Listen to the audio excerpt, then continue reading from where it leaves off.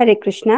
हम श्रीमद् भगवत गीता के द्वितीय अध्याय गीता का सार इसके 60वें श्लोक को पढ़ रहे हैं। आज उस पर हमारा दूसरा दिन है। पहले श्लोक की कुछ आवृत्ति करते हैं। सुचित्रा माता जी अब बोलेगा। यत तो हरे ह्यपि कृष्ण। कौन्तेय यत् तो हि यत् कौन्तेय पुरुषस्य विपश्चितः पुरुषस्य विपश्चितः इन्द्रियाणि प्रमाथीनि इन्द्रियाणि प्रमाथीनि हरन्ति प्रसभं मनः। हरन्ति प्रसभं मनः। बहुत अच्छे। दीपाली माता जी अब आप कीजिए। यत तो ह्यपि कौन्तेय यततोऽयपि कौन्तेय पुरुषस्य विपश्चितः पुरुषस्य विपस्थितः इन्द्रियाणि प्रमाथीनि इन्द्रियाणि प्रमाथीनि हरन्ति प्रसभं मनः। हरन्ति प्रसभं मनः। बहुत अच्छे। वैष्णवी। यत तो ह्यपि कौन्तेय ततोऽपि कौन्तेय पुरुषस्य विपश्चितः पुरुषस्य विपश्चितः इन्द्रियाणि प्रमाथीनि इन्द्रियाणि प्रमाथीनि हरन्ति प्रसभं मनः। हरन्ति प्रसभं मनः। बहुत अच्छे, बहुत अच्छे। आप सभी ने बहुत अच्छा किया। और कुछ भक्तों से निवेदन है कि आप गाने का अभ्यास करके आइएगा। ओके। इस श्लोक में भगवान कहते हैं, हे अर्जुन, इंद्रियां इतनी प्रबल तथा वेगवान हैं कि वे उस विवेकी पुरुष के मन को भी बलपूर्वक हर लेती हैं जो उन्हें वश में करने का प्रयत्न करता है। राइट। अब ये भगवान क्यों बोल रहे हैं? पिछले श्लोकों में भगवान ने कहा था कि हमको इंद्रियों का दास नहीं बनना है। राइट। इंद्रियों को संयमित करना है। और प्रभुपाद जी समझाते हैं कि एक आत्म संयमी और एक भक्त की कसौटी क्या है कि वो अपनी योजना अनुसार अपनी इंद्रियों का प्रयोग कर सके। तो उससे हमने ये सीखा था कि हमको इंद्रियों को संयमित करना चाहिए, उनको भगवान की सेवा में लगाना चाहिए। अब जब हम इस रास्ते पर चलेंगे, जब हम इस रास्ते पर चल रहे हैं इंद्रियों को संयमित करने वाले रास्ते में, राइट, तो भगवान कह रहे हैं कि इस रास्ते पर जो चले हैं विवेकवान पुरुष, राइट, तो इंद्रियां इतनी प्रबल तथा वेगवान है कि वे उन विवेकी पुरुष के मन को भी बलपूर्वक फोर्सफुली हर लेती हैं, अर्थात उनको भोगों में धकेल देती हैं जो उन्हें वश में करने का प्रयत्न करता है। इस विषय में हमने कल सौबरी मुनि की कथा सुनी थी। राइट। उसका इन शॉर्ट हमने ये शिक्षा प्राप्त की थी कि हमको इस प्रकार के लोगों का संग नहीं करना है जो भौतिक विषय कामना रखते हैं। ओके। उनका संग नहीं करना है। ऐसा कुछ नहीं देखना है, ऐसा कुछ नहीं सुनना जिससे इंद्रियां उत्तेजित हो। राइट। ये उसका क्रक्स है कल की कथा का। आगे पढ़ते हैं अब तात्पर्य को। हम कल हमने तात्पर्य पूरा नहीं पढ़ा था, यहीं तक पढ़ पाए थे हम। अब उसे हम आगे पढ़ेंगे। प्रभुपाद जी हमें समझा रहे हैं कि यहाँ तक कि विश्वामित्र जैसे महर्षि तथा पूर्ण योगी को भी मेनका के साथ विषय भोग में प्रवृत्त होना पड़ा। यद्यपि वे इंद्रिय निग्रह के लिए कठिन तपस्या तथा योग कर रहे थे। विश्व इतिहास में इसी तरह के अनेक दृष्टांत हैं। तो हमने कल सौबरी मुनि का दृष्टांत सुना था। यहाँ पर प्रभुपाद जी विश्वामित्र जी का भी हमको उदाहरण दे रहे हैं कि वो भी तपस्या करते हैं 60,000 वर्ष तक। राइट। उसके बाद वो मेनका के प्रलोभन से विषय भोग में फिर प्रवृत्त हो जाते हैं। राइट। जबकि वे इंद्रियों को संयमित करने के लिए कठिन तपस्या कर रहे थे। राइट। और ऐसे बहुत सारे उदाहरण हमको प्राप्त होते हैं इतिहास में। अतः पूर्णतया कृष्ण भावना भावित हुए बिना मन तथा इंद्रियों को वश में कर सकना अत्यंत कठिन है। राइट। एक ही ऑप्शन है कि हमको पूर्ण रूप से कृष्ण भावना भावित होना है। मन को कृष्ण में लगाए बिना मनुष्य ऐसे भौतिक कार्यों को बंद नहीं कर सकता। देखिए, मन की एक वीकनेस है कि ये बहुत चंचल है, कि कहीं पर रुकता नहीं है, बोर हो जाता है, अब नेक्स्ट अब नेक्स्ट अब नेक्स्ट कुछ चाहिए। राइट। लेकिन इसका एक गुण है कि ये केवल भगवान में ही लग सकता है। राइट। इसीलिए घंटों घंटों कथा, जो रसिक लोग हैं वो घंटों घंटों कथा श्रवण कर सकते हैं क्योंकि उनका मन जो है वो भगवान में रम चुका है। राइट। तो मन का ये सद्गुण है कि ये केवल भगवान में ही लगेगा। राइट। भगवान ने इसको बनाया ही ऐसा है, तो क्यों ना भगवान में ही लगाया जाए, उन्हीं में लगवाने का प्रयास किया जाए। ओके। परम साधु तथा भक्त यामुनाचार्य ने एक व्यवहारिक उदाहरण प्रस्तुत किया है। तो यामुनाचार्य कौन थे? एक राजा थे। तो उस वक्त उनके पास विपुल भोग उपस्थित थे, फिर अपना वो राजपाट त्याग करके भक्ति करते हैं। तो उन्होंने इस उदाहरण को प्रस्तुत किया है। वो क्या कह रहे हैं?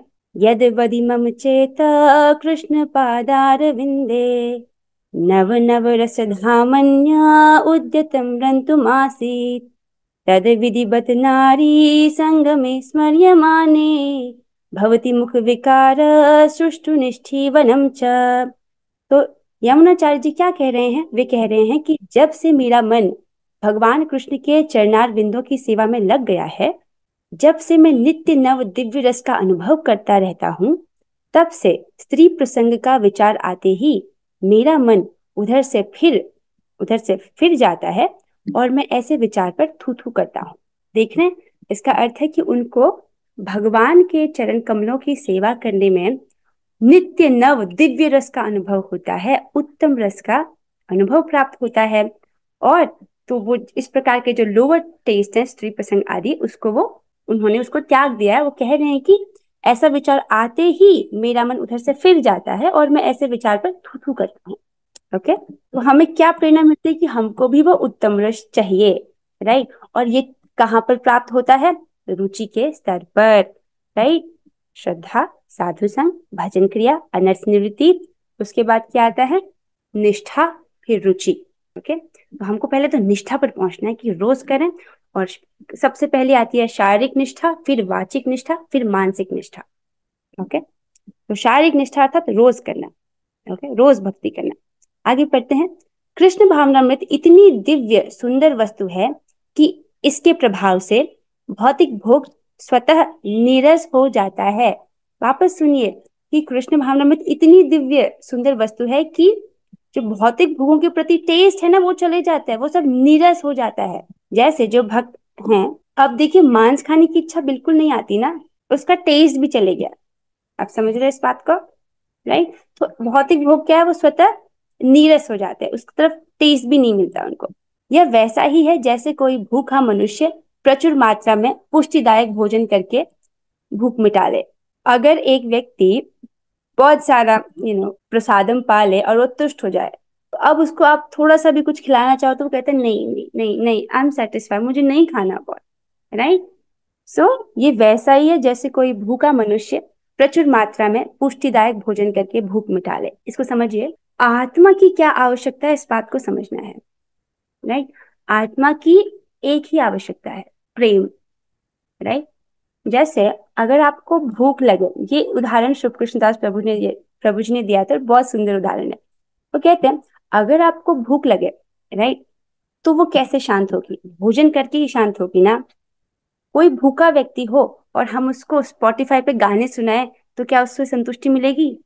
नहीं मिलेगी, राइट? अच्छा, न्यूज़पेपर डिस्कस कर लेते हैं, उससे भी संतुष्टि नहीं मिलेगी। अच्छा, टीवी देख लेते हैं, उससे भी संतुष्टि नहीं मिलेगी, राइट? भूख लगी है तो भोजन ही खाएगा, तभी जाके संतुष्ट होगा।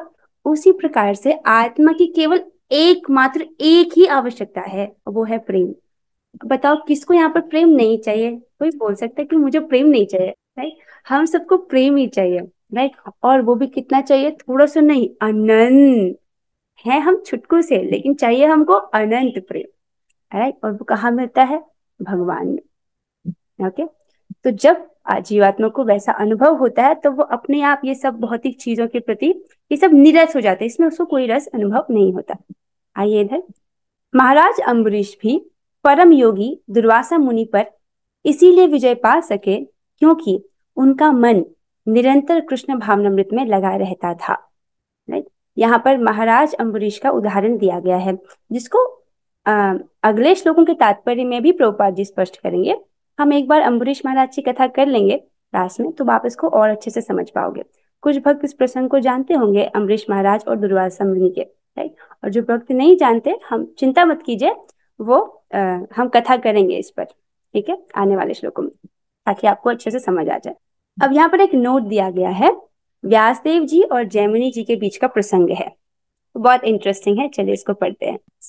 जब व्यासदेव कौन है? कुछ नए भक्तों के लिए, इन्होंने सारे वेदों को संकलित किया है, राइट? ये स्वयं भगवान है, भगवान का लिटरली इनकारनेशन बोला जाता है इनको, राइट? ये स्वयं भगवान है और उन्होंने सारे वेदों को संकलित किया है, सारे पुराणों को, और श्रीमद् भागवतम को भी, जो कि महापुराण है, राइट? परम प्रमाण है जो श्रीमद् भागवतम। तो जब व्यासदेव ने जैमिनी को इसी तरह का एक श्लोक सुना, जैमिनी जी उनके शिष्य हैं, तो व्यासदेव जी के एक शिष्य हैं जैमिनी जी, तो वो जैमिनी जी को एक श्लोक सुना रहे हैं। कौन सा श्लोक सुना रहे हैं? बलवान इंद्रिय ग्रामो विद्वांसम अपिकर्षति। इसका क्या अर्थ है? इसका अर्थ है बलवान इंद्रियां एक विद्वान व्यक्ति को भी आकर्षित करती हैं। उन्होंने ऐसा श्लोक सुनाया जैमिनी जी को, लेकिन जैमिनी जी इससे सहमत नहीं हुए। राइट, तो जैमिनी जी अपनी आत्म संयम की शक्ति के प्रति अत्यधिक विश्वस्त होने के कारण श्लोक को कुछ बदल दिए। उन्होंने सोचा, देखो बलवान इंद्रियां व्यक्तियों की इंद्रियों को आकर्षित कर सकती है, लेकिन विवेकी व्यक्ति की इंद्रियों को कैसे आकर्षित कर सकती है? वो तो विवेकी है ना, समझदार व्यक्ति है, वो प्रयास कर रहा आत्मसंयम करने का, तो आत्मसंयमी पुरुष का कैसे कर सकता है? तो उनको वो कन्विंस नहीं होते और वो श्लोक को बदल देते हैं। और श्लोक को क्या बदला उन्होंने? क्या उन्होंने लिखा, विद्वांसम नापिकर्षति, अर्थात एक विद्वान व्यक्ति को इंद्रियां विचलित नहीं कर सकती। व्यासदेव जी ने क्या बताया था? बलवान इंद्रियां एक विद्वान व्यक्ति को भी आकर्षित करती हैं। राइट, लेकिन जैमिनी जी कन्विंस नहीं हुए, उन्होंने उसे चेंज कर दिया और क्या लिखा कि एक विद्वान व्यक्ति को इंद्रियां विचलित नहीं कर सकती। अब क्या हुआ? कुछ समय बाद जैमिनी अपनी कुटिया में बैठे थे, शाम हो चुकी थी और एक तूफान आया। बारिश में भीगी हुई एक सुंदर महिला ने उनसे आश्रय मांगा। नहीं, उन्होंने कहा, शाम हो गई है, आप मुझे आश्रय दे दीजिए, अब मैं कहाँ जाऊं? चूल्हे में आग जल रही थी और जब वह वहां अपने कपड़े सुखाने बैठी थी, अर्थात जैमिनी जी ने उनको आने दिया। राइट, चूल्हे में आग जल रही थी और जब वह वहां अपने कपड़े सुखाने बैठी तो जैमिनी को इंद्रियों का कर्षण अनुभव हुआ। उस स्त्री ने उसे रोकने की कोशिश की, फिर आग के 3 चक्कर लगाने की शर्त पर वह मान गई। राइट, अब आग के 3 चक्कर हो गए तो हमारी शादी हो गई। ऐसा जैमिनी ने उसे उठा लिया, गोद में उठा लिया, लेकिन वह उसके सिर पर विद्वांसम नापिकर्षति शब्दों से प्रहार करने लगे। अब वो महिला क्या बोल रही है जैमिनी जी को? विद्वांसम नापिकर्षति, विद्वांसम नापिकर्षति, अर्थात एक विद्वान व्यक्ति को इंद्रियां विचलित नहीं कर सकती। अर्थात उन्होंने यही चेंज किया था ना, एक विद्वान व्यक्ति को इंद्रियां विचलित नहीं कर सकती। तो अब जैमिनी जी सोच रहे हैं, इनको कैसे पता चला? अपने गुरु की शिक्षा में उन्होंने जिन शब्दों को बदल दिया था, उन्हें सुनकर वो चकित रह गए। अरे, इन्हें कैसे पता चला?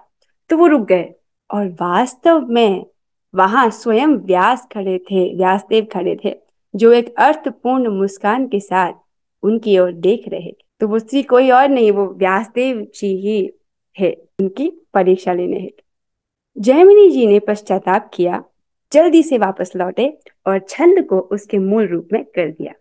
राइट, क्या कर दिया उन्होंने? वापस उसे चेंज करके क्या लिख दिया? बलवान इंद्रियां एक विद्वान व्यक्ति को भी आकर्षित करती है। राइट, पहले के। सो आई होप आपको ये समझ आया होगा। अब यहाँ पर ये जो टीका है वो समाप्त होती है। इसमें इस प्रसंग में एक और कथा है जो हम आगे के श्लोकों में डिस्कस करेंगे। अम्बरीश महाराज जी कथा है। अब कुछ प्रश्न उत्तर हैं, उनको डिस्कस करेंगे। आई होप आपको समझ आया होगा कि हम इस रास्ते पर चल रहे हैं, इसमें हमको इंद्रिय निग्रह करना होता है। राइट, तीव्र भक्ति का अर्थ ही होता है कि इंद्रिय निग्रह प्लस यत्न पूर्वक भक्ति। यत्न पूर्वक भक्ति का अर्थ ये है कि मान लीजिए आपने जो कमिटमेंट्स है वो कर लिए, अब आप रिलैक्स नहीं बैठ सकते। यत्न मतलब you have to show Krishna कि नहीं, मुझे आपका प्रेम चाहिए। आप उनको अपने प्रयासों से दिखा रहे हो कि आप उनके लिए व्यग्र हो। राइट, आप रिलैक्स होकर कंफर्टेबली नहीं बैठे हो, आप उनको प्रसन्न हेतु एक ना एक सेवा एक सेवा हो गई तो कोई और सेवा में अपने आप को एंगेज कर रहे हो ताकि कृष्ण मुझसे प्रसन्न हो जाए। बिना आग्रह के कृष्ण प्रेम प्राप्त नहीं होता है। ओके, अब कुछ प्रश्न उत्तर हैं, अब आपकी बारी है। पहला प्रश्न है, क्या किए बिना मन तथा इंद्रियों को वश में करना अत्यंत कठिन है? ओके, आभा माता जी। नहीं, हाँ, ढूंढते कृष्ण भावनामृत हुए बिना मन तथा इंद्रियों को वश में कर सकना अत्यंत कठिन है। बहुत अच्छे, वेरी गुड। पूर्ण कृष्ण भावनामृत हुए बिना।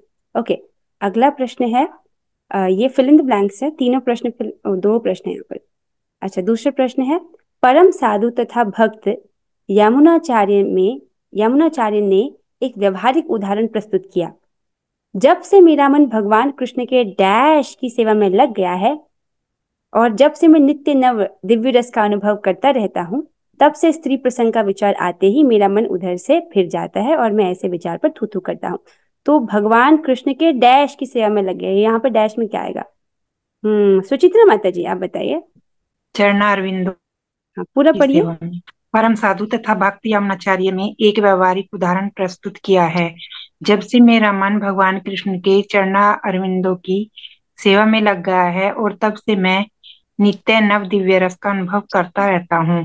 जी जी जी, ठीक है माता जी, परफेक्ट आंसर है, भगवान श्री कृष्ण के चरण कमलों की सेवा में। Very good answer. तो हरे कृष्ण माता इसी जी। के साथ आज की क्लास जो है यहाँ पर समाप्त होती है। आप सभी के सहयोग के लिए बहुत बहुत शुक्रिया। इस प्रकार पार्टिसिपेशन करना चाहिए, आपकी सिंसियरिटी को दिखाता है। आज जो सीखा आपने उसको लिखना मत भूलिएगा। एक ग्रुप है Bhagavad Gita sincere, sincere student group है। आप में से जो भक्त उसमें अगर नहीं हो तो आप मुझे मैसेज कर सकते हो। उस ग्रुप में क्या है कि भक्त जो है क्लास में जो लिखा है, क्लास में जो आपने सीखा है उस एक बात को आप लिखते हो। अब हम 3 बार हरे कृष्ण महामंत्र का जप करेंगे। Let's just do it together. Hare Krishna Hare Krishna Krishna Krishna Hare Hare, Hare Ram Ram Ram Hare Hare, Hare Krishna Krishna Krishna Hare Hare, Hare Ram Ram Hare Hare, Hare Krishna Krishna Krishna Hare Hare, Hare Ram Ram Ram Hare Hare. Shrimad Bhagavad Gita की जय, भगवान की जय। और हरे कृष्णा।